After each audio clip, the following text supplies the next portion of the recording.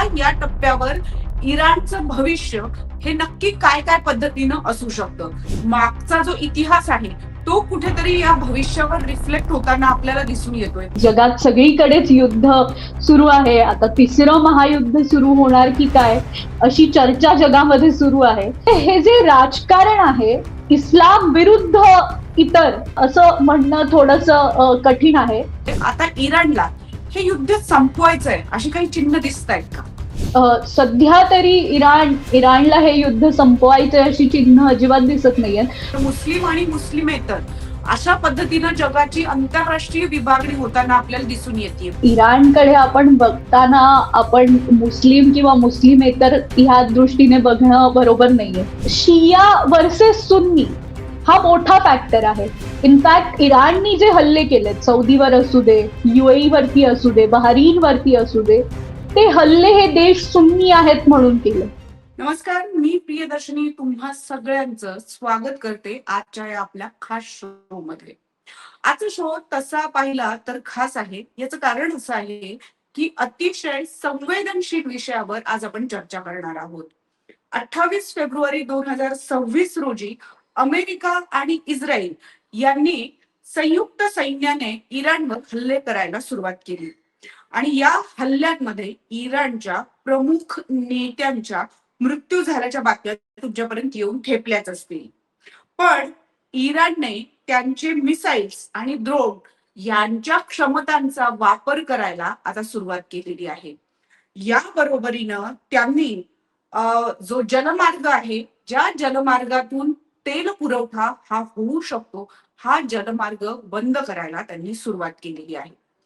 ही सगळी लक्षणं आम्ही जेव्हा हा शो रेकॉर्ड करतोय तेव्हा जी आहे, कदाचित यानंतरही बऱ्याच गोष्टींचे अपडेट तुमच्यापर्यंत आलेच असतील. पण या अपडेटचा तुमच्यावर नक्की काय परिणाम होणार आहे आणि हे तुमच्यावर कसं परिणाम करतील आणि या बरोबरीनं या सगळ्याचा भारतावर नक्की काय परिणाम होणार आहे, या सगळ्या गोष्टींवर चर्चा आज आपण करणार आहोत. आणि त्यासाठी मी निमंत्रित करते. नमस्कार, स्वागत आहे तुमचं मॅक्स महाराष्ट्रमध्ये. जसं मी म्हंटल की हा अतिशय खरं तर संवेदनशील विषय आहे. तुम्ही स्वतः आंतरराष्ट्रीय अभ्यासक आहात. एकंदरीतच खूप दिवसांपासून आपल्याकडे युद्धजन्य परिस्थिती असल्याचं बघितलं गेलेलं आहे.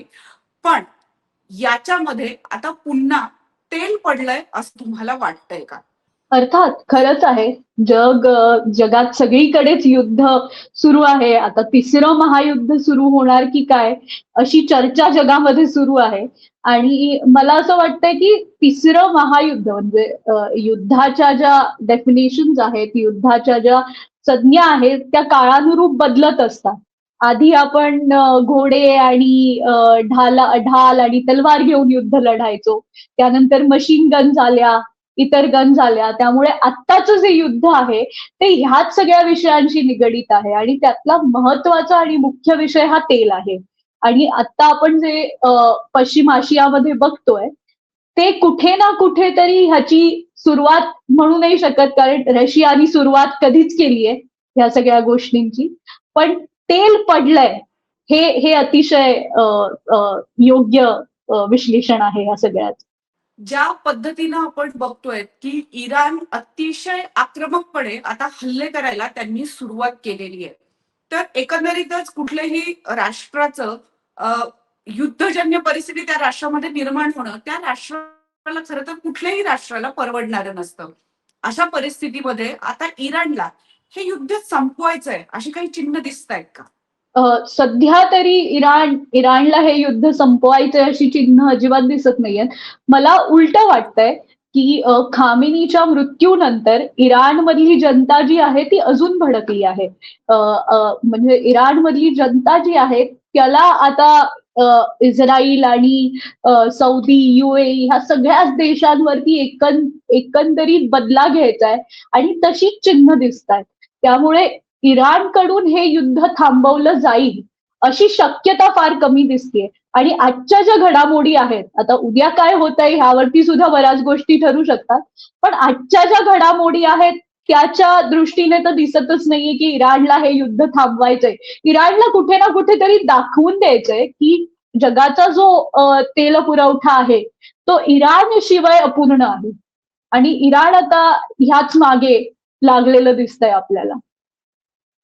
आपण तेलाकडे जाणारच आहोत, पण त्याआधी बरंचसं आंतरराष्ट्रीय विभाजन जे आहे ते धर्माच्या नावावर करताना आपल्याला दिसून येत आहेत. म्हणजे मुस्लिम आणि मुस्लिमेतर अशा पद्धतीनं जगाची आंतरराष्ट्रीय विभागणी होताना आपल्याला दिसून येते. पण आता इराणने ज्या पद्धतीनं हल्ले केलेले आहेत, याच्यामध्ये धर्माचं हे केलेलं राजकारण हे कुठेतरी फसतंय असं तुम्हाला वाटतंय का? फसत नाहीये. इराणकडे आपण बघताना आपण मुस्लिम किंवा मुस्लिमेतर ह्या दृष्टीने बघणं बरोबर नाहीये. जेव्हा आपण इराणकडे बघतो, तेव्हा इराण चं जे एथनिक कंपोजर ज्याला आपण म्हणतो, इराणमधली जी एथनिक बाबी आहेत, त्यामध्ये शिया वर्सेस सुन्नी हा मोठा फॅक्टर आहे. इनफॅक्ट इराणनी जे हल्ले केलेत, सौदीवर असू दे, UAE वरती असू दे, बहरीन वरती असू दे, ते हल्ले हे देश सुन्नी आहेत म्हणून केले. एका बाजूला जर तुम्ही पश्चिम आशियाचं राजकारण बघितलं, तर एका बाजूला तुम्हाला या सुन्नी जे देश आहेत ते कुठेतरी डॉमिनेट करताना दिसतात. आणि इराण शिया बहुमूल देश असल्यामुळे आणि एकंदरीतच शिया ही संख्या कमी असल्यामुळे इराणच्या मागे नेहमी लेबेनॉन मधला हिजबुल्ला किंवा हौथी असू देत येमेनच्या मागे एकदम उभे राहताना दिसतात. तर त्यामुळे हे जे राजकारण आहे ते हळूहळू इस्लाम विरुद्ध इतर असं म्हणणं थोडंसं कठीण आहे. आणि मला नाही वाटत हे धर्माचं राजकारण आहे. मला असं वाटतं की हे तेलासाठीच राजकारण आहे. म्हणजे इवन इराणनी सौदी आणि ह्यांच्यावरती जरी हल्ले केले असले, त्याच्या मागे सुद्धा कुठे ना कुठेतरी तेलाचाच रोल मोठा आहे. त्याच्या मागे कुठे ना कुठेतरी धर्मापेक्षा ऊर्जेचा रोल कुठेतरी मोठा आहे. आणि सौदी आणि UAE हे अमेरिकेचे एकदम मोठे अलाइड कंट्रीज आहेत. अमेरिकेच्या मागे हे दोन देश नेहमीच उभे असतात. त्यामुळे त्यांच्याकडे अमेरिकेची मित्र राष्ट्र म्हणून सुद्धा इराण बघतंय. अगदीच. खरं तर हे आंतरराष्ट्रीय राजकारण समजून घेणं हे सामान्य माणसाला तसं कठीण जातं. कारण सोप्या भाषेमध्ये आपल्याला ते सांगता येणं तसंही कठीण आहे. कारण याला बरीच हिस्ट्री असते. मागचा जो इतिहास आहे तो कुठेतरी या भविष्यावर रिफ्लेक्ट होताना आपल्याला दिसून येतोय. पण आत्ताचे जो वर्तमान आहे हा पण इतिहास घडवणारा आपल्याला दिसून येतोय. तर या घटनांचे परिणाम हे आंतरराष्ट्रीय संबंधांवर काय पद्धतीनं आणि कशा पद्धतीनं होऊ शकतात असं तुम्हाला वाटतं? या घटनेनंतर जगाच्या आंतरराष्ट्रीय राजकारणामध्ये काही फरक पडेल का? याचं कारण असं आहे की आत्ताच आपण पाहिलेलं आहे की युक्रेन आणि रशियाचं जे युद्ध झालं त्यामध्ये अतिशय महत्वाची भूमिका अमेरिकेने बजावली असं त्यांचं म्हणणं आहे. पण दुसऱ्या बाजूला एका बाजूला दुसऱ्या देशामध्ये शांतता प्रस्थापित करण्यासाठी त्यांचं एंट्रन्स होणं, दुसऱ्या बाजूला दुसरीकडे दुसऱ्या एखाद्या देशामध्ये अशांतता माजवणं, म्हणजे इथे कुठेतरी कॉन्ट्राडिक्टरी दिसून येत आहे. अशा वेळेला आत्ताचा हा जो वर्तमान सुरू आहे हा पुढचं काय नक्की भविष्य घडवणार आहे, याचे परिणाम नक्की काय होणार आहे? इराणच्या इराण नाही, अमेरिकेच्या कॉन्ट्रॅडिक्शन बद्दल जर बोलायचं झालं तर आपण इराणच्याच इतिहासात थोडंसं मागे जाऊया. 1947 म्हणजे भारत स्वतंत्र झाला तेव्हाचा काळ आपण आठवून बघूया. 1950-52च्या काळात अमेरिकेचं धोरण काय होतं, सोव्हिएतांविरुद्ध अमेरिकेचं धोरण काय होतं, तर जगभरामध्ये लोकशाही ही सगळीकडे पोहोचली पाहिजे हे अमेरिकेचं धोरण होतं. हे आपल्याला माहितीये. म्हणजे तेच मोठं आयडिओलॉजिकल वेपन घेऊन अमेरिका इतर देशांवरती हल्ले करत होती. इराणमध्ये ह्याच्या उलट केलं अमेरिकेने. अमेरिका आणि ब्रिटिश ह्या दोघांनी मिळून इराणमधली लोकशाही 1953 मध्ये संपवली. आता हा इतिहास आपण किती वेळा लक्षात घेतो? हे किती मोठं कॉन्ट्रॅडिक्शन आहे. कारण अमेरिका जी आहे ती अजूनही डेमोक्रेसी किंवा लोकशाहीचा विषय आला की अमेरिका पुढे असते. अमेरिका कोणत्याही देशावरती मिसाईल लागू शकते. इनफॅक्ट चीनवरती असलेला त्यांचा राग हा ह्याच सगळ्यातून आहे. पण इराणमध्ये 1953 मध्ये जे पंतप्रधान होते त्यांना बाहेरचा रस्ता दाखवणारे अमेरिका आणि ब्रिटन होते. तिथे राजेशाही खटला सगळा जो निर्माण केला गेला तो अमेरिकेने निर्माण केला. ह्याबद्दल कोणालाच बोलायचं नाहीये. आणि 1979 रोजी जेव्हा इराणमध्ये क्रांती झाली, आता त्या दृष्टीने सुद्धा आपण इराणकडे बघितलं पाहिजे. आता इराणचा इतिहास आपण जेव्हा बघतो, आपल्याला अफगाणिस्तानचा इतिहास आपण बघतो, तेव्हा अफगाणिस्तानच्या इतिहासामध्ये आपण म्हणतो की अमेरिकेंनी मुजाहिद निर्माण केले आणि मुजाहिदांनी नंतर तालिबान निर्माण केलं आणि त्याच्यामुळे एक इस्लामिक स्टेट म्हणून अफगाणिस्तानचा उदय झाला. सेम गोष्ट सोव्हिएतांनी इराणमध्ये केली. इराणमध्ये जी इस्लामिक क्रांती झाली त्याच्यामध्ये जो रिव्हॉल्युशनरी फॅक्शन होता त्याच्यामध्ये इस्लामिक कट्टरतावादी होते, पण त्यांच्या सोबत जे उभे असलेला जो सगळ्यात मोठा वर्ग होता तो डाव्यांचा वर्ग होता. तर ही सुद्धा हिस्ट्री आहे. म्हणजे जे अमेरिकेने अफगाणिस्तानात केलं तेच सोव्हिएत राष्ट्रांनी इराणमध्ये केलं. आणि हा जो सत्ता संघर्ष आहे म्हणजे जो सोव्हिएत विरुद्ध अमेरिका असा झाला होता तो अजून सुद्धा म्हणजे जे शीतयुद्ध आपण जे म्हणतो हे सगळे त्याचेच परिणाम आहेत आणि जे आपल्याला आता भोगायला लागतायत.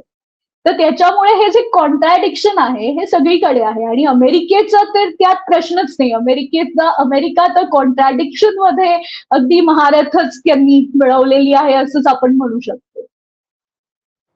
अगदीच याच्यातला अमेरिकेचा रोल हा अत्यंत महत्वाचा आहे. गेल्या अनेक वर्षांपासून आपण पाहतोय की अमेरिकेचा युद्धांमधला आणि खास करून जागतिक युद्धांमधला रोल जो आहे तो हळूहळू बदलताना दिसतोय.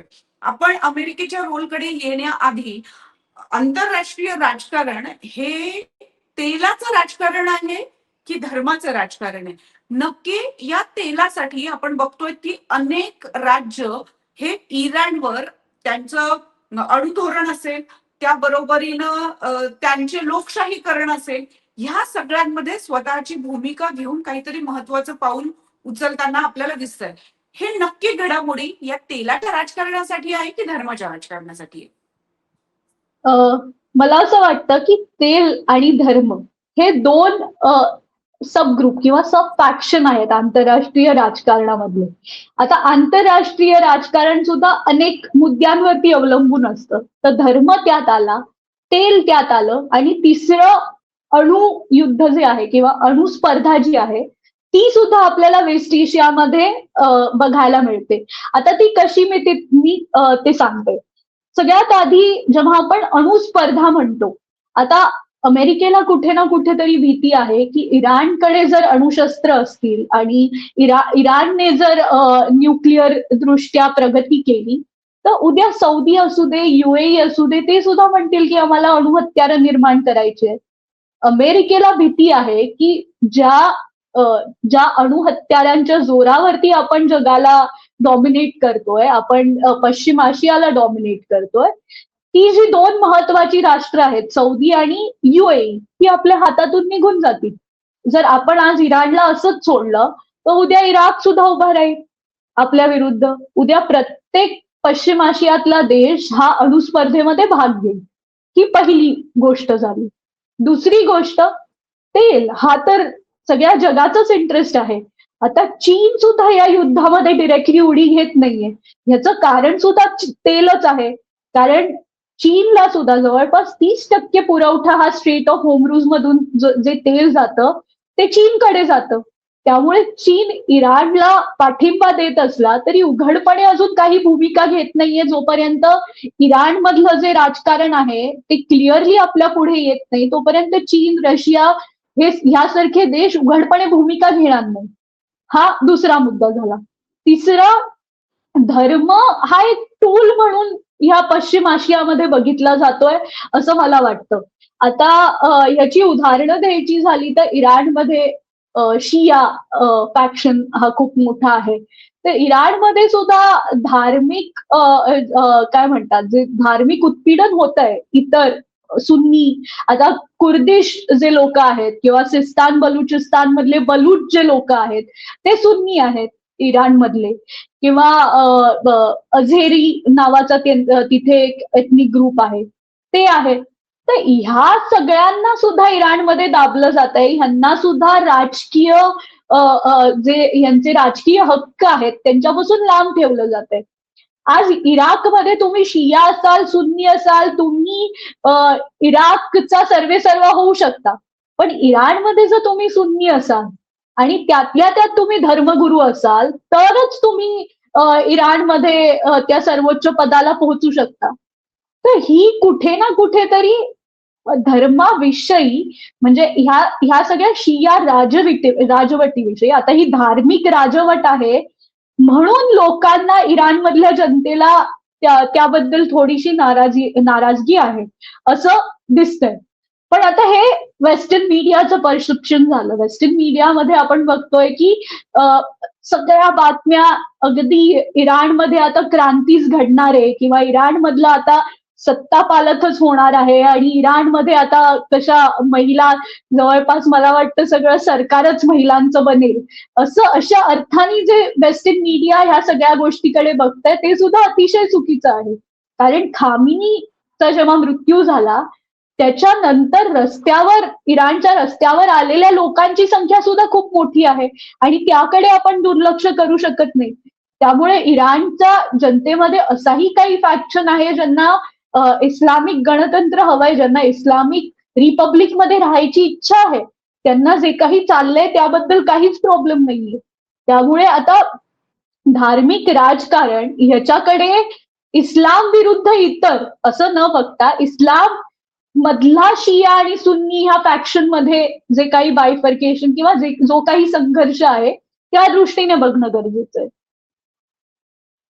अगदीच. खरं तर आपल्यापर्यंत ह्या ज्या काही बातम्या येत आहेत काही ठराविक माध्यमांमधनं येत आहेत त्याच्यामुळे तिथली खरी परिस्थिती जी आहे ती याच्यावर कुठल्या माध्यमांवर विश्वास ठेवायचा हा तर नेहमीचाच प्रश्न आपल्याला फेस करायला लागतो. पण यामध्ये ही एक महत्वाची भूमिका जी आहे ती आंतरराष्ट्रीय राजकारणामध्ये महिलांना आता बऱ्यापैकी महिला राजवटी येतील अशा पद्धतीनं पिक्चराइज केलं गेलेलं आहे. इराण मधलं भविष्य हे महिला नेत्यांचं भविष्य असू शकतं का? तुमचं काय म्हणणं आहे? आणि अर्थात आत्ताच्या या सगळ्या परिस्थितीनुसार. खरं तर आत्ता जे खामेनीचं जे इस्लामिक रिपब्लिक आहे किंवा जी धार्मिक राजवट इराणमध्ये आहे तिथे महिलांना नेतृत्वाची संधी नाही. आता गणित कशी बदलतायत पुढच्या काही दिवसात ह्यावरती सुद्धा हे सगळं उत्तर अवलंबून आहे. कारण महिलांना जर नेतृत्वाची संधीच नसेल, महिलांचं जर 9व्या वर्षी लग्न करून दिलं जात असेल आणि महिलांना अगदी सौंदर्य प्रसाधनं वापरायला मिळत नसतील तर ती देश चालवू शकेल ती कपॅसिटी तिच्यामध्ये आहे हा विश्वासच धार्मिक राजवटीत नाहीये. आणि त्यामुळे जर हीच राजवट पुढे कंटिन्यू झाली तर महिलांचं भवितव्य तर महिला उठाव करतच राहणार आहेत. कारण इराणमध्ये जे 2022 पासून चाललंय ते सुद्धा अतिशय अतिशय गंभीर आहे. आणि म्हणजे महिलांना तिथल्या महिलांना स्वातंत्र्य हवंय आणि खरंच हवंय आणि मोठ्या प्रमाणात महिला रस्त्यावरती येत आहेत स्वातंत्र्यासाठी. पण हीच जर राजवट कंटिन्यू राहिली तर हे डिफिकल्ट आहे. पण आता अमेरिकेकडून काही सत्ता बदल झाला, अमेरिकेचं जर कटपुतली सरकार आलं किंवा काही पाश्चिमात्य म्हणजे अर्थात अमेरिका पुढे आलं की पाश्चिमात्य देश अमेरिकेच्या मागे उभे राहणारच आहेत. तर ह्या सगळ्यांनी मिळून तिथे कोणाला तरी बसवलं. आता पहलवीचं नाव समोर येत आहे. तर असं कोणतं तरी सरकार आलं तर महिलांना हक्क मिळण्याची नक्कीच शक्यता आहे. अगदीच. आपण महिलांच्या हक्कांबद्दल बोलत असताना मानवी हक्कांबद्दल पण खरं तर बोललं पाहिजे. पण पुन्हा केव्हा तरी खरं तर याचा शो करावा इतका इराणमधला हा सगळा मानवी हक्कांचा पायमल्ली झालेली आहे. पण हे सगळं होत असतानाही डॉक्टर शांभवी तुम्ही आंतरराष्ट्रीय ह्या सगळ्या रिलेशनशिपचं खूप चांगल्या पद्धतीनं अभ्यास करता. याच्यातला एक महत्वाचा भाग आहे की आता या टप्प्यावर इराणचं भविष्य हे नक्की काय काय पद्धतीनं असू शकतं? ते खरंच लोकशाहीवादीकडे झुकणारं असू शकतं का? दोन्हीही ऑप्शनमध्ये याच्यामध्ये लोकशाही कुठे आपल्याला दिसते? कारण जर अमेरिका याच्यामध्ये कुठेतरी इंटरव्हेन करणार असेल, तर ती खरोखरी लोकशाही होणार आहे का? आणि दुसरं, जर खामेनीचंच सरकार राहिलं, तर तेव्हाही त्या परिस्थितीमध्ये लोकशाही अबाधित राहू शकते का? इराणचं नक्की भविष्य काय असू शकतं? खरं तर धार्मिक राजवटीत आणि स्पेशली जेव्हा धर्म हा इस्लाम असतो, ह्या राजवटीमध्ये लोकशाहीची अपेक्षा करणं, आता हे त्यांच्या पॉलिटिकल तत्वज्ञानात नाहीये. तर त्यामुळे ती अपेक्षा करणं चुकीचं असेल. पण अमेरिकेचं तत्वज्ञान सुद्धा लोकशाहीवादी जरी असलं, तरी अमेरिका लोकशाही खरंच त्या देशांमध्ये आता मी इराणचंच उदाहरण दिलं की 1953 मध्ये अमेरिकाच जबाबदार होती इराणमधली लोकशाही संपवायला. तर अमेरिका प्रत्येक गोष्टीकडे आर्थिक धोरणाने बघते, आर्थिक चष्मा लावून बघते. अमेरिका कोणत्याही देशाकडे खरंच लोकशाही हा एक मुद्दा असतो, लोकशाही हे एक मीडियम असतं, की आर्थिक त्या देशाची आर्थिक घडी आपल्या हातात घेण्याचं. तर त्याच दृष्टीने अमेरिका बघते. त्यामुळे ऑफकोर्स जर इन्स्टॉल्ड गव्हर्नमेंट तिथे असेल, तर ह्याला लोकशाही म्हणणं चुकीचंच ठरेल. पण आता आपण जेव्हा आंतरराष्ट्रीय राजकारणाचा अभ्यास करतो, तेव्हा अमेरिका आणि इराणपेक्षा भारतासाठी काय सोयीस्कर आहे, ह्याचा विचार करणं खूप महत्वाचं आहे. की म्हणजे ते आपण पुढे बोलूच. पण अमेरिकेचं धोरण जे आहे ते लोकशाहीच्या आडून म्हणजे लोकशाही ही त्यांची डेमोक्रेटिक पॉलिसी आहे त्याच्या मागून आर्थिक घडी त्या देशाची आपल्या हातात घेणं हेच आहे. म्हणजे व्हेनेझुएलामध्ये सुद्धा त्यांनी तेच केलं आणि इतर देशांमध्ये सुद्धा ते तेच करतायत. अगदीच. खरं तर मी त्या प्रश्नाकडे येणारच होते, की मुळात लोकशाहीच्या नावाखाली अमेरिका ही वेगळ्या पद्धतीचं राजकारण आपल्याला करताना दिसून येतंय का? पण त्याआधी एक महत्वाचा प्रश्न, या सगळ्या आंतरराष्ट्रीय घडामोडींमध्ये भारत अजूनही शांततेचं धोरण घेऊन बसलेला आहे असं दिसतंय. कुठल्याही प्रकारचं ऑफिशियल स्टेटमेंट हे आलेलं आपल्याला दिसून येत नाहीये. मोदींच्या दौऱ्यानंतर लगेचच हा हल्लाही झाल्याचं आपल्याला दिसून येत आहे. त्यामुळे मोदींचा दौरा आणि हल्ला याचा काही सहसंबंध असू शकतो का, जो इतर माध्यमातनं वेगळ्या पद्धतीनं पोर्ट्रेट केला जातोय. त्यामुळे भारताची भूमिका यामध्ये नक्की काय आहे, की ती स्पष्टच होताना आपल्याला दिसत नाहीये. सगळ्यात महत्वाचं म्हणजे आपल्यासाठी आपलं जे धोरण आहे ते अतिशय योग्य आहे. आता मोदींच्या दौऱ्याचा ह्याच्याशी काय संबंध आहे ते मी डिरेक्टली नाही सांगू शकत कारण हे सगळं काम फॉरेन मिनिस्ट्रीचं आहे. फॉरेन मिनिस्ट्री जोपर्यंत स्टेटमेंट रिलीज करत नाही काही, तोपर्यंत मी बाकीचे न्यूज मीडिया आणि त्यांचे हेवे दावे ते काही जे दावे करतायत त्याच्यावरून मी विधान करणं हे चुकीचं मला वाटतं. त्यामुळे जोपर्यंत काही ऑफिशियल स्टेटमेंट येत नाही पीएम ऑफिस कडून किंवा मिनिस्ट्री ऑफ एक्सटर्नल अफेअर्स कडून, तोपर्यंत मोदींचा ह्याच्यामध्ये रोल होता किंवा मोदी तिथे गेले म्हणूनच हल्ला झाला किंवा मोदी तिथे गेले म्हणून अजून काही झालं हे म्हणणं माझ्यासारख्या अभ्यासकाच्या दृष्टीने तरी चुकीचं आहे. ही पहिली गोष्ट. दुसरी गोष्ट जी आहे ती म्हणजे हा झाला मोदींचा विषय. आता अमेरिकेचा सॉरी मी प्रश्न विसरली ताई, हे कट करता येईल हा, ना?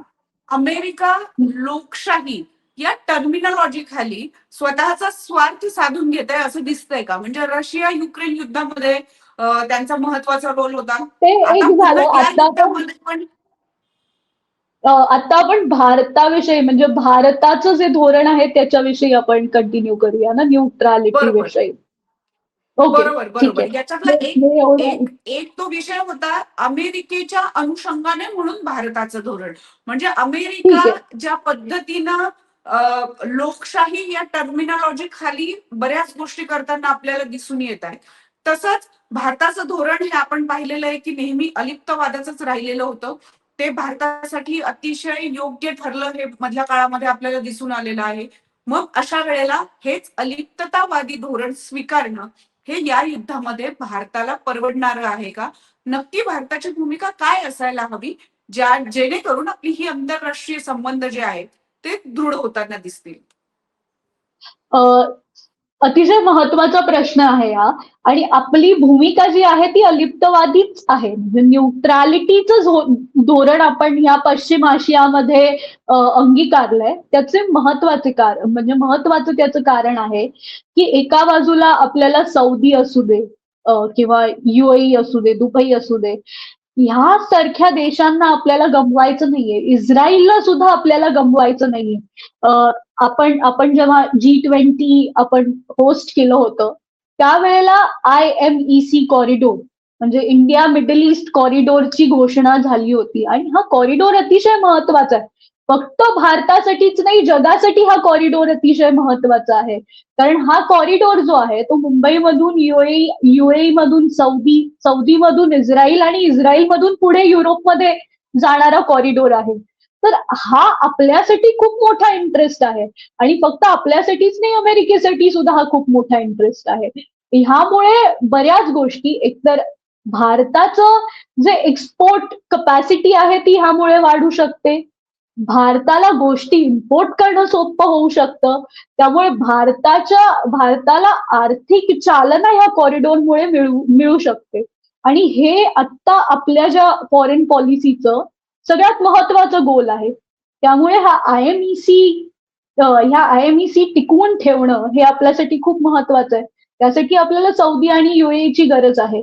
आता इराण हे सौदी आणि युएई विरुद्ध जरी असलं तरी इराणमध्ये सुद्धा आपला इंटरेस्ट आहे, तो म्हणजे चाबहार. आणि त्या चाबहारला पकडून ठेवणं, तो पोर्ट आपल्या कपॅसिटीमध्ये ऑपरेट होत राहणं, हे सुद्धा भारतासाठी तितकंच महत्वाचं आहे. आणि त्याच्यासाठी इराण सोबत असलेले संबंध भारतासाठी महत्वाचे. त्यात आता तिसऱ्या बाजूला जे ट्रम्प सरकारचं चालू आहे ते सुद्धा कुठेतरी आपल्याला बॅलन्स आउट करायचंय. त्यासाठी सुद्धा पश्चिम आशियामध्ये आपल्याला इस्रायलच्या बाजूनी उभं राहणं गरजेचं आहे. कारण इस्रायलच्या बाजूनी जो कोणी उभा राहील त्याला त्याच्यावरती जी ट्रम्पची नाराजगी आहे ती कमी होताना आपल्याला दिसते. तर हे सगळेच मुद्दे आहेत. आणि हे इतकं कॉम्प्लेक्स असताना, हे सगळं राजकारण इतकं गुंतागुंतीचं असताना शहाण्या माणसानी न्यूट्रल राहणंच खरं तर योग्य आहे. अगदीच. भारताने एक खरं तर खूप जादुई परिणाम जो आहे तो आपल्याला बघायला मिळू शकतो या अलिप्तवादी धोरणाचा. ते म्हणजे इराण असेल, इराक असेल आणि त्याबरोबरीने इस्रायल असेल, या तिन्ही परस्पर विरोधी असणाऱ्या देशांनाही भारताने मित्र म्हणून घेतलेला आहे. आणि जसं आपण सांगितलं की पोर्ट असेल, ऊर्जा असतील, या सगळ्या क्षेत्रामध्ये भारत या तीनही देशांशी योग्य पद्धतीनं कारभार असेल करताना आपल्याला दिसून येतात. म्हणजे थोडक्यात एक नीटनेटके सहसंबंध जे आहेत ते आंतरराष्ट्रीय आपले झालेले दिसून येत आहेत.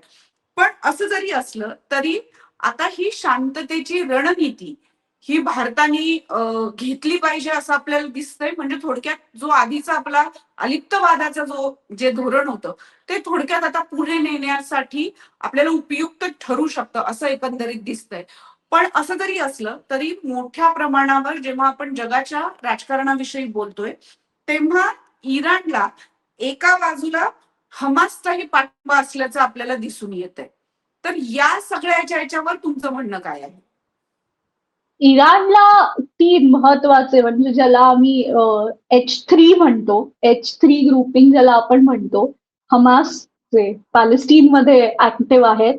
त्याच्यानंतर हौथी जे आहेत जे येमेनमध्ये आहेत, आणि हिजबुल्ला लेबनॉन मधले.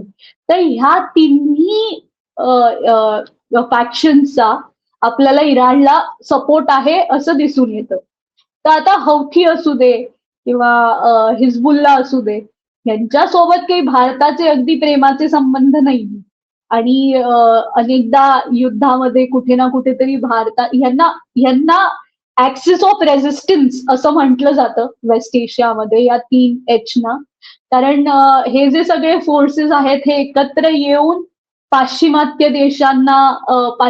देशांविरुद्ध नेहमी घडी उघडतात.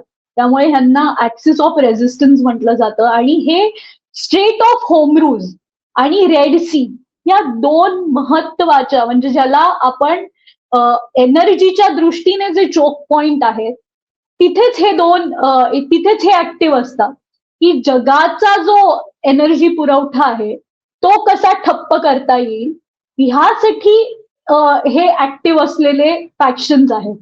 तर आता अर्थात इराण आणि भारताचे जे एनर्जी संबंध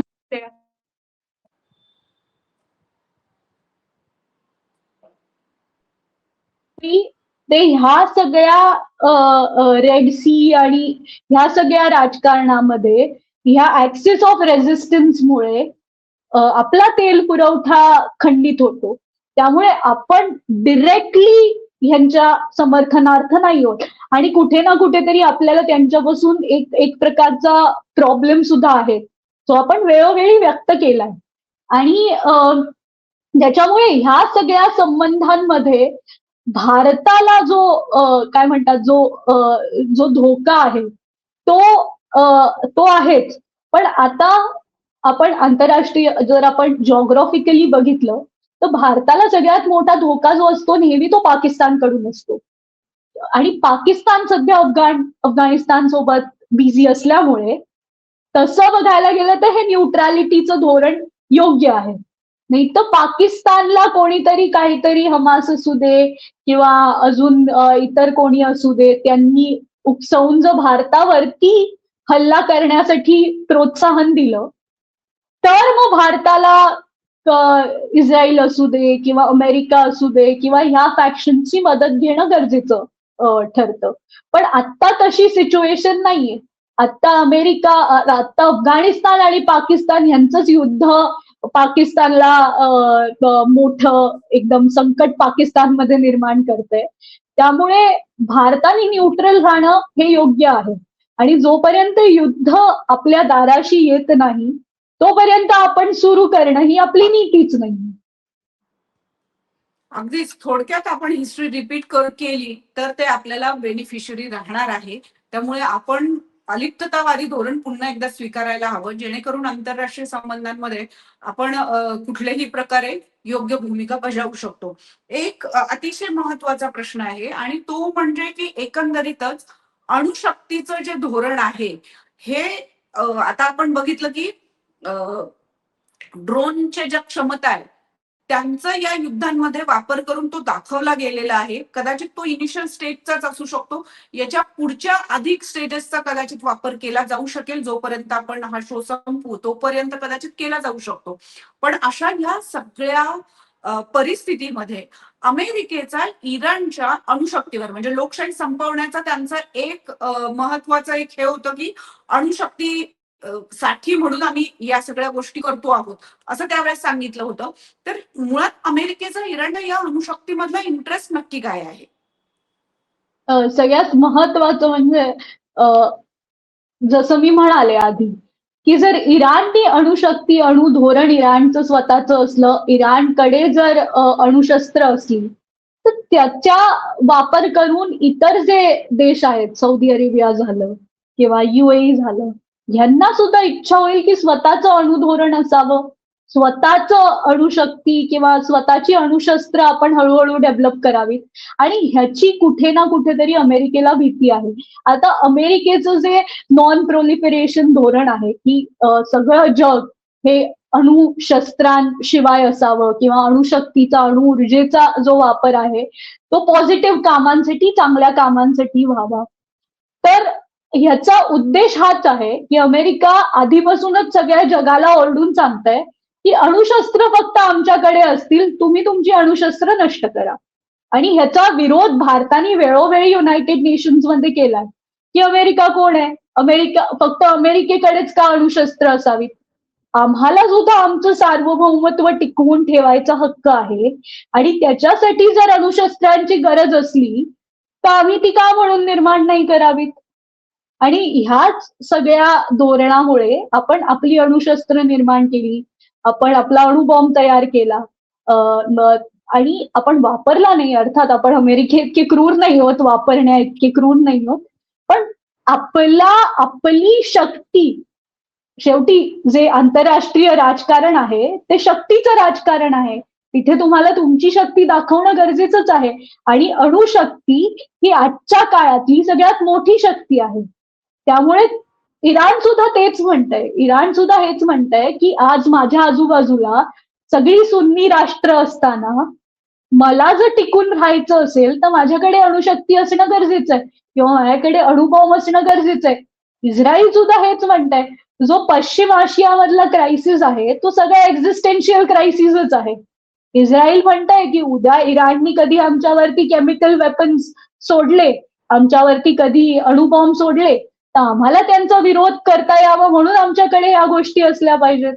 इराण म्हणतंय इस्रायलने आमच्यावरती हल्ला केला तर आमच्याकडे ह्या गोष्टी असायला हव्या. आणि इराणची एकंदरीत पॉलिसी बघितली 1979 साली जेव्हा इस्लामिक रिपब्लिक एस्टॅब्लिश झालं त्यावेळेला इराणनी क्लिअरली म्हटलंय की इस्रायलला आम्ही जगाच्या नकाशावरती कुठेही ठेवणार नाही. त्यामुळे हा इस्रायलसाठी एक्झिस्टेन्शियल क्रायसिस आहे. आणि त्या स्टेटमेंटमुळे किंवा त्या पॉलिसीमुळे इस्रायल म्हणतंय की नाही नाही मग आम्ही सुद्धा रिटालिएट करू, मग आम्हाला सुद्धा अणुशस्त्रांची गरज आहे. तर ही अणुस्पर्धा जी आहे ती कुठे ना कुठेतरी या पश्चिम आशियामध्ये अमेरिकेला नको असून सुद्धा बळावते आहे. आणि तीच गोष्ट अमेरिकेला आत्ता त्रास देते. म्हणजे अमेरिकेचा इराकवरचा हल्ला सुद्धा हाच होता. अमेरिकेने जे सद्दाम हुसेन सोबत केलं ते सुद्धा अमेरिकेने क्लेम केलं की सद्दाम हुसेनकडे केमिकल वेपन्स आहेत, इराकमध्ये अणुशस्त्र आहेत आणि त्याच्यामुळे आम्ही त्यांच्यावरती हल्ला करतोय. पण बाकीचं जर इतिहास बघितला तर अमेरिकेने एका अर्थाने सद्दाम हुसेनला वापरलंच आहे इराण विरुद्ध. अगदीच. आपण एक गोष्ट विसरता कामा नये की जरी हे आंतरराष्ट्रीय घडामोड असेल, युद्धजन्य स्थिती असेल, तरीही शेवटी तिकडच्या देशातही नागरिक राहतात, आपणही नागरिक आहोत. ही मनुष्य वस्ती जी आहे यांना याची झळ थेट पोहोचणार आहे. काहींना अप्रत्यक्षरित्या पोहोचणार आहे, काहींना प्रत्यक्षरित्या पोहोचणार आहे. अशा या सगळ्या वातावरणामध्ये नक्की कुठल्या कुठल्या गोष्टींवर परिणाम होऊ शकतो. कारण ज्या पद्धतीनं तेल शुद्धीकरण प्रकल्प आता बंद केलेले आहेत, एकच प्रकल्प बंद झालेला आहे. जगाला पुरवठा होणाऱ्या प्रकल्पावर जर अशा पद्धतीनं थेट परिणाम होणार असतील तर कुठल्या कुठल्या क्षेत्रांमध्ये थेट परिणाम होऊ शकतील आणि काय पद्धतीनं ते परिणाम असू शकतील. आत्ता युद्ध जे आहे पश्चिम आशियातलं, म्हणजे आधी मी पश्चिम आशियावरती काय परिणाम होईल हे सांगते आणि मग एकंदरीत जगावरती काय परिणाम होईल हे सांगते. पश्चिम आशियामधलं युद्ध इतकं टोकाला गेलं आहे की आज मानवी वस्तींवरती आता हल्ले सुरू झालेले आहेत. आणि हे मानवी वस्तींवरती जर हल्ले होत असतील तर त्याचा विरोध केला गेला पाहिजे. कारण का की जेव्हा युद्ध होतं तेव्हा मी समजू शकते की जी लष्करी स्थळं आहेत त्यावरती हल्ले झाले किंवा एका अर्थाने जे जे जे बाकीचे जे केमिकल वेपन्सच्या बनवण्याच्या ज्या जागा आहेत किंवा लष्करी दृष्ट्या ज्या महत्वाच्या जागा आहेत तिथे युद्ध व्हायला पाहिजे. पण आता दोन्हीकडून जे रिटालिएशन होत आहे, म्हणजे जे रिटालिएशनच्या नावाखाली होत आहे ते दोन्ही बाजूंनी मानवी वस्त्यांवरती होत आहे. आणि त्याचा मोठा परिणाम ह्या सगळ्याच देशांवर होणार आहे. म्हणजे फक्त इराण किंवा इस्रायल ह्या दोन देशांवरती नाही, पण आता सौदीमध्ये जिथे हल्ले होत आहेत, युएई मध्ये जिथे हल्ले होत आहेत, जॉर्डनमध्ये जे काही होत आहे, बहारीनमध्ये जे काही होत आहे ते सगळं मानवी वस्त्यांच्या आसपासच होत आहे. त्यामुळे आज म्हणजे बहारीन असू दे, सौदी असू दे, युएई असू दे, ह्या देशांकडे भारतीय नागरिक एक सेफ देश किंवा अतिशय सुरक्षित जागा म्हणून तिथे जातात, नोकऱ्या करतात. तर अगेन मग हा जो डायस्पोरावरती आपला परिणाम होणार आहे तो होणारच आहे. भारतातले जे भारतीय नागरिक जे तिथे गेलेले आहेत त्यांच्या घरांवरती हल्ले होणार आहेत ते होणारच आहेत. आय थिंक आजच एक बातमी आली की एका भारतीय नागरिकाचा मृत्यू झाला. कोणत्या देशात झाला, कुठे हल्ला झाला ते माझ्या लक्षात नाही आता, पण एका भारतीय नागरिकाचा मृत्यू झाल्याची बातमी मी आज वाचली. तर हे आता त्याचा वास्टेड इंटरेस्टही नाहीये या सगळ्या जिओ पॉलिटिक्समध्ये, पण मृत्युमुखी पडतायत. तर नागरिकांवरती हल्ले होणं हे अतिशय गंभीर आहे. पण आता ते आपणही थांबवू शकत नाही. आता मी इराणमध्ये असू दे किंवा इस्रायलमध्ये असू दे, मी कितीही शांततेची मागणी केली तरी माझं तिथे कोणी ऐकणार नाही. त्यामुळे हे सगळं जे आहे ते अतिशय अनफॉर्च्युनेटच आहे. आणि एकंदरीत जगावरती आपण सामान्य नागरिक म्हणून आपण महागाईसाठी तयार राहायला हवं. हे हे अतिशय म्हणजे हे आपल्या घरापर्यंत पोहोचणार आहे हे नक्की आहे. कारण एकतर सगळ्यात महत्वाचं एनर्जी क्रायसिस आपल्यासमोर उभा आहे. रशिया युक्रेन युद्ध सुरू आहे. भारताकडे 2 महिने पुरतील एवढा एनर्जी साठा आता आहे. पण हे युद्ध 2 महिन्यात थांबेल की नाही हे उत्तर आपल्याकडे नाही. त्यामुळे 2 महिने आपण सर्व्हाइव्ह करू, पण त्याच्यानंतर काय? हा प्रश्न जगभरात सगळीकडेच पडलाय. आज व्हेनेझुएला अस्थिर झालंय अमेरिकेमुळे. आज इराणमध्ये ही परिस्थिती ओढावली आहे. रशिया युक्रेन युद्धामुळे रशियन तेलाचं संकट सगळ्या जगापुढे आहे. त्यामुळे कुठे ना कुठेतरी हे जे सगळं युद्ध आहे, म्हणजे आपण ह्या व्हिडिओची सुरुवात जी केली होती, हे धार्मिक युद्ध आहे की तेलाच्या राजकारणाचं युद्ध आहे? तर मी सुद्धा कुठे ना कुठेतरी ह्याच कन्क्लुजन वरती हळूहळू पोहोचतेय की हे जे सगळं युद्ध आहे, हे ऊर्जेला आपल्या हातात ठेवण्यासाठीचं युद्ध आहे. हे आंतरराष्ट्रीय जे एनर्जी पॉलिटिक्स आहेत त्याला कुठेतरी डॉमिनेट करण्यासाठी चाललेले हे सगळ्या देशांचे प्रयत्न आहेत. अगदीच सत्ता संघर्ष हा कुठल्याही स्थितीमध्ये आपल्याला करताना दिसून येतोय. अगदी आपण ग्लोबल विलेज जरी झालो असलो किंवा अगदी आपल्या विलेजकडे जरी आपण पाहिलं तरीही हा सत्ता संघर्ष कुठल्या कुठल्या स्तराला जाऊ शकतो याचं उदाहरण या युद्धजन्य परिस्थितीतून आपल्याला बघायला मिळतंय. ही घडामोड ही केवळ आंतरराष्ट्रीय घडामोड नाहीये, कारण ज्या पद्धतीनं शांभवी यांनी सांगितलेलं आहे ही कुठे ना कुठे महागाईच्या स्वरूपात असेल किंवा आर्थिकरित्या आपल्यावर याचा भार पडणार आहे. आणि ह्या बरोबरीनं अर्थव्यवस्था, ऊर्जा, या विमानं असतील, असे असंख्य क्षेत्र आहेत ज्याच्यावर याचा थेट परिणाम होऊन तो इनडायरेक्टली आपल्यावर होणारच आहे. त्यामुळे युद्ध हे खरं तर कुणासाठीच चांगले नसतात, कुठल्याही राज्यासाठी, राष्ट्रासाठी चांगले नसतात. त्यामुळे परिस्थिती ही खरं तर संवादाची असायला हवी आणि संवादातून तो मार्ग काढायला हवा. पण गेली अनेक वर्ष आपण बघतोय की आपण त्या युद्धाच्या तोंडावर ठेपलेलो आहोत. एक शेवटचा प्रश्न शांभवी, तिसऱ्या महायुद्धाची सुरुवात झाली असं सातत्यानं सोशल मीडियावर, माध्यमांमधनं वेगवेगळ्या, म्हणजे जेव्हा रशिया आणि युक्रेनचं युद्ध झालं तेव्हाही अशा पद्धतीच्या बातम्या पसरवल्या गेल्या होत्या. भारतीय माध्यमांनी या सगळ्यावर खूप विचित्र पद्धतीचं चित्रण केलं गेल्याचं आपल्याला दिसून येत होतं. या इराक इराणच्या हल्ल्यामध्येही एकंदरीत माध्यमांवर या पद्धतीचं चित्रण किंवा चित्र निर्माण करतायत असे आरोप केले जात आहेत. तुमचं या सगळ्याबद्दलचं मत काय आहे? जसं मी व्हिडिओच्या सुरुवातीलाच म्हणाले, आपण ही मुलाखत सुरू केली तेव्हाच मी म्हणाले की युद्धाची जी संज्ञा असते ती बदलत असते. मोडस ऑपरंडी ज्याला आपण म्हणतो ती बदलत असते. आधी तलवारी आणि घोड्यावर बसून युद्ध केली गेली, मग टँक्स आले, रणगाडे आले, बंदुका आल्या, आता मशीन गन्स आल्यात, आता अजून काही डोम्स आल्यात, मिसाईल रिटालिएट करण्यासाठी अनेक सिस्टम आल्यात. सो जी युद्ध आहेत त्याची जी एकंदरीत त्याचा जो गाभा आहे तो बदलत असतो. आणि आत्ताचं जे युद्ध आहे त्यात तेल हा महत्वाचा मुद्दा आहे. सायबर अटॅक्स हे सुद्धा आजकाल सगळीकडे होताना दिसत आहेत. हा सुद्धा एक युद्धाच्या मोडस ऑपरंडीचा भाग आहे. त्यामुळे मला असं वाटतंय आपण तिसऱ्या महायुद्धातच जगतो. आता जे आपल्या आजूबाजूला जे जग आहे ते युद्धातच आहे. म्हणजे तो युद्ध सुरू होईल की नाही हा प्रश्न विचारणंच चुकीचं आहे, कारण युद्ध ऑलरेडी सुरू झालंय आणि ते सगळीकडे सुरू झालंय.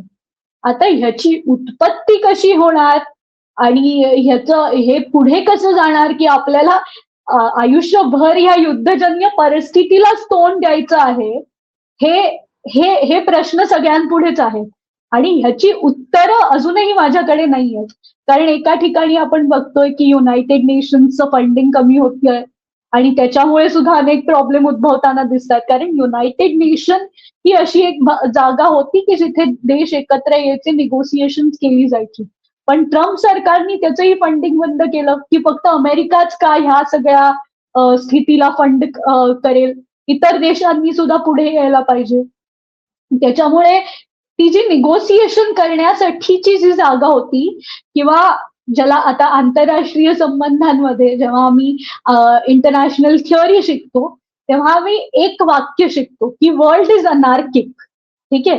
ही जी अनार्की आहे, ही जी अंदागोंदी आहे ती जगात माजलेलीच असते आणि त्या अंदागोंदीतून आपल्याला आपलं धोरण निर्माण करायचं असतं. तर आपण आपलं जे जग आहे ते हे अनार्किकच आहे. हे कायम अंदागोंदीच्या परिस्थितीतच राहणार आहे, हे कायम युद्धजन्य परिस्थितीतच राहणार आहे. त्यातून आपल्याला आपलं धोरण निर्माण करून आपल्याला आपली प्रगती आणि आपल्याला विकास करायचा आहे. त्यामुळे ही जी रियालिटी आहे, हे जे वास्तव आहे ते त्याकडे आपण युद्धाच्या स्वरूपातूनच बघून यातून मार्ग काढायला हवा. आणि शांतता कधी प्रस्थापित होईल हे मी सांगणं हे माझ्याकडेही नाही आणि मला अतिशय माहितीये की ह्याचं उत्तर अगदी नेत्यानाहू, ट्रम्प किंवा मोदीजीही देऊ नाही शकत की जगात कधी शांतता प्रस्थापित होईल. कारण पॉलिटिकल अगदी डायमेन्शन्सच असे आहेत. अगदीच हे पॉलिटिकल डायमेन्शन एवढे आहे आणि अर्थात आपण टेक्नॉलॉजी आणि तंत्रज्ञान याचं सातत्यानं उदाहरण देत असताना त्यांनी निर्माण केलेले कॉम्प्लिकेशन्स हेही आपल्याला विसरता कामा नये. पण अतिशय सोप्या आणि सुटसुटीत भाषेत शांभवी तुम्ही हे समजावून सांगितलं, कारण ह्या गोष्टी अतिशय क्लिष्ट असतात, समजायला अतिशय अवघड असतात. माध्यमातून येणाऱ्या माहितीचं रूपांतर हे ज्ञानामध्ये कसं करायचं हे मला असं वाटतं की प्रेक्षकांनी शिकलं पाहिजे. तुमच्यापर्यंत येणारी माहिती ही योग्य आहे का, विश्वासार्ह आहे का, हेही एकदा तपासलं पाहिजे. कारण सायबर वर्ल्ड मधनं येणारी कुठली माहिती आपल्या उपयोगाची असू शकते आणि कुठली ती अटॅक स्वरूपात असू शकते, याचं विवेचन करण्याचं बौद्धिक सामर्थ्यही खरं तर आपल्याकडे असायला हवं. Shambhavi, thank you so much. इतका अवघड आणि क्लिष्ट विषय अत्यंत सोप्या भाषेमध्ये तुम्ही करून सांगितला. Thank you so much. Thank you so much. Max महाराष्ट्रचे धन्यवाद की त्यांनी मला बोलवलं आणि मला संधी दिली हा क्लिष्ट विषय अतिशय सोप्या स्वरूपात लोकांपर्यंत पोहोचवण्याची. सो थँक्यू सो मच आणि असे व्हिडिओ करतच राहू आपण आणि अशा आंतरराष्ट्रीय संबंधांच्या घटनांवरती बोलत राहूया. नक्की. थँक्यू.